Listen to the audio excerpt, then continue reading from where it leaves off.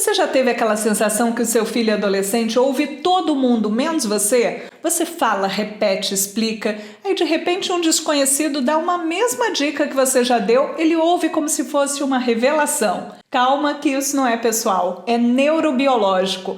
E hoje eu vou te explicar por que isso acontece com base em uma pesquisa da Universidade de Stanford, que analisou com exames de neuroimagem como o cérebro do adolescente responde às vozes ao redor.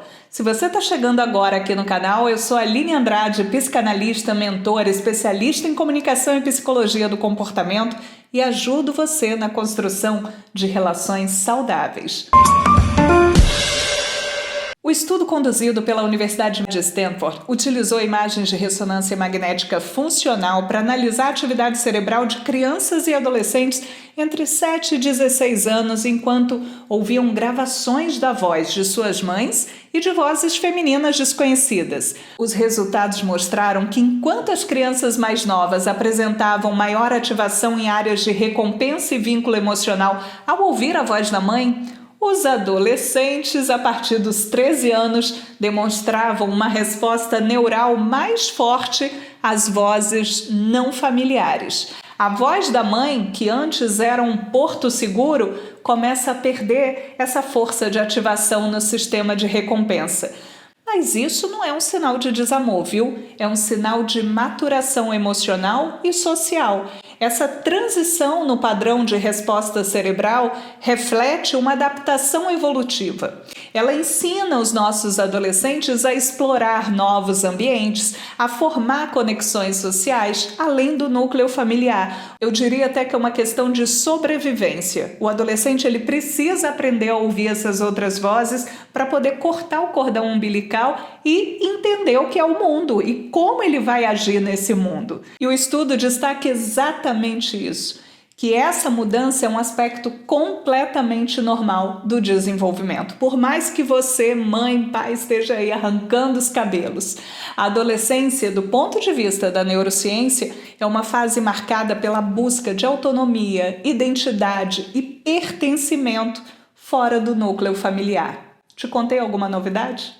É como se o cérebro do adolescente dissesse para ele mesmo: agora eu preciso ouvir outras vozes, eu preciso entender como que é essa vida aí fora. Preciso ter outras experiências, me desafiar um pouco mais, entender como que eu me comporto, quem sou eu diante dessas situações. E aí, é assim que a gente cresce, não é verdade? Você lembra como que você era quando estava ali na adolescência, vivendo a sua adolescência? Você foi muito quietinho? Você foi rebelde? Como que você viveu essa fase? Me conta aí nos comentários. Essas mudanças não significam rejeição aos pais, mas esse ajuste interno necessário para o desenvolvimento da independência.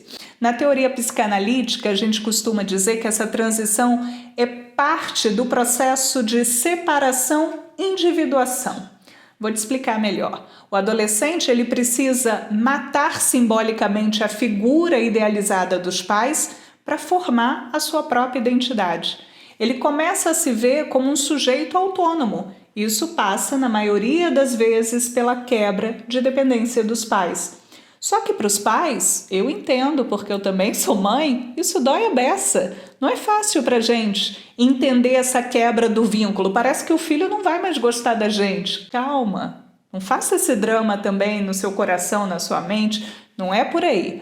Para os filhos, isso também é muito confuso. Eles não sabem direito para onde eles estão caminhando. Por isso, nosso papel é importante e vai continuar sendo importante. A nossa presença com uma comunicação empática, consciente, fazendo toda a diferença nessa dinâmica, nessa fase de tantas mudanças. Por isso eu quero te dar 3 dicas práticas para você melhorar a relação com seu filho e reduzir a chance de conflitos aí na sua casa.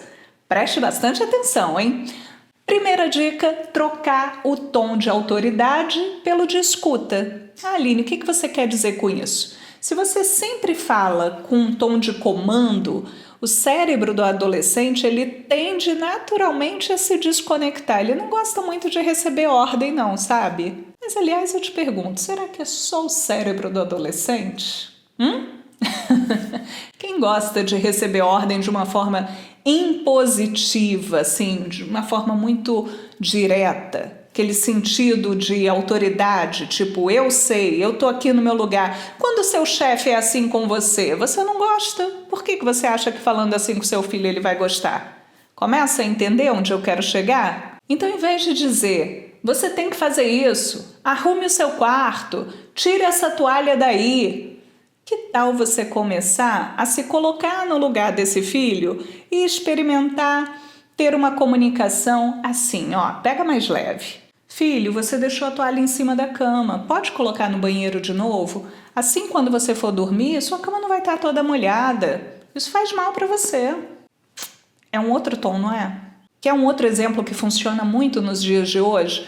Em vez de você dizer assim, me dá esse telefone, você vai ficar uma semana sem mexer no telefone, porque você não me respeita, porque isso, porque você está com nota baixa. Tente, no lugar de se posicionar assim, sentar com seu filho e perguntar como que vocês podem chegar numa solução para aquele uso excessivo do telefone, para que ele possa estudar mais. Que tipo de negociação pode rolar, pode acontecer entre vocês para que seja bom para os dois lados, para que ele não se sinta perdendo, para que ele não se sinta injustiçado. Eu sei, mais uma vez eu quero falar aqui diretamente com você, mãe e pai. Eu sei que muitas vezes você age dessa forma pensando ser o melhor, querendo o melhor, a intenção é a melhor, mas a forma precisa ser revista e adequada. Então, essa história de senta aqui, faz do jeito que eu mando, a gente precisa começar a ouvir mais o nosso filho, a validar o que ele está pedindo, o que ele está tentando dizer para a gente, mesmo que a gente discorde. O adolescente precisa sentir que a opinião dele importa. Converse com seu filho olhando no olho, pensando juntos. Perguntando se você pode dar a sua opinião, e claro que você pode dar a sua opinião, mas querendo também a opinião dele e validando a opinião dele. Validar não é concordar.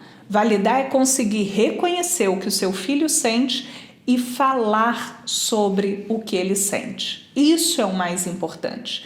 Quando você estiver discordando de algo, seja paciente. Tente propor que vocês cheguem aí num meio termo. Combinado? Vamos fazer essa experiência? Eu acredito que vai ser uma experiência transformadora na sua casa. Eu prometi 3 dicas, né? E a minha terceira dica para você é: não seja apenas uma referência funcional. Seja também uma referência emocional. Não se limite a ser a pessoa que organiza a rotina, que cobra os deveres. Compartilhe também histórias, dúvidas, medos, memórias da sua adolescência. Isso humaniza tanto a relação de vocês, isso aproxima tanto. Olha, eu vou contar aqui um exemplo da minha casa para vocês, tá? Os meus filhos, como a maior parte dos adolescentes e jovens, escrevem muito pouco. Às vezes quase nada mesmo. Respondem mensagens assim com um emojizinho ou outro. Pelo menos para mim, para o meu marido. Não sei se isso é comum para vocês também. E aí, eu como uma pessoa da área da comunicação, da psicologia, gente, eu fui amadurecendo como que eu poderia falar sobre escrita, o hábito de escrever.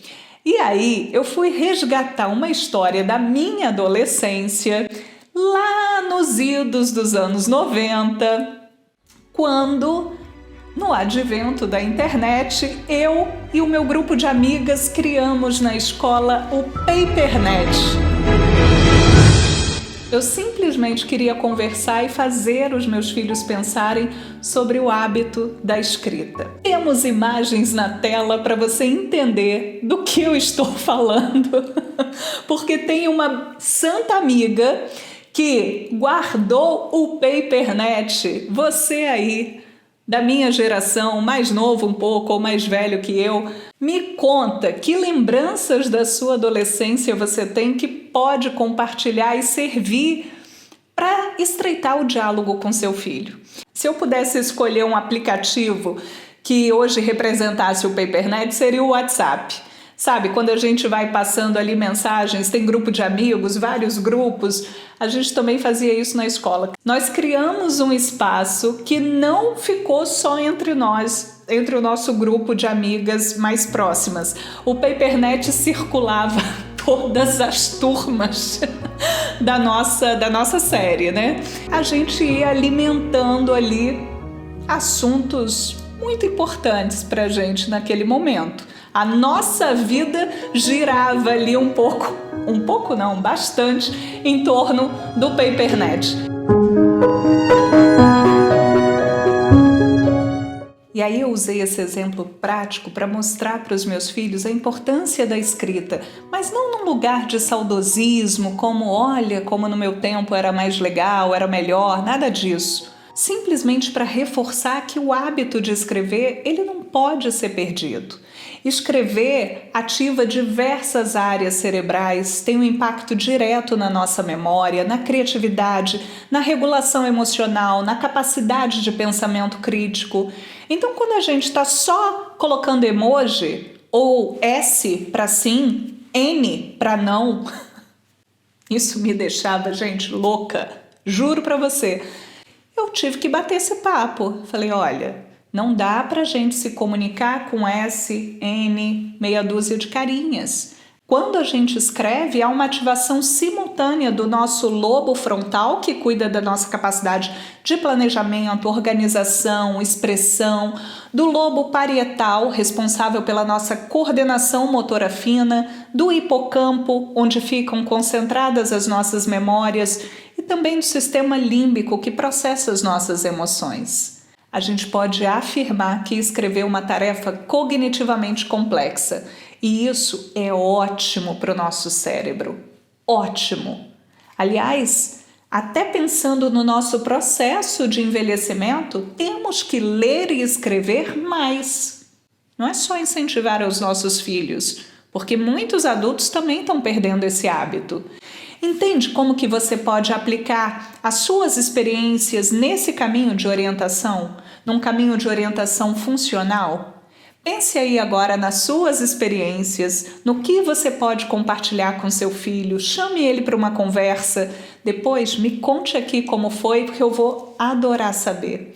Manter a proximidade e um diálogo aberto é fundamental, gente. E apesar da ciência nos mostrar que o cérebro do adolescente muda sim a forma como ele se conecta com as nossas vozes, mães e pais nunca perderão espaço se estiverem atentos a todo esse processo natural do desenvolvimento.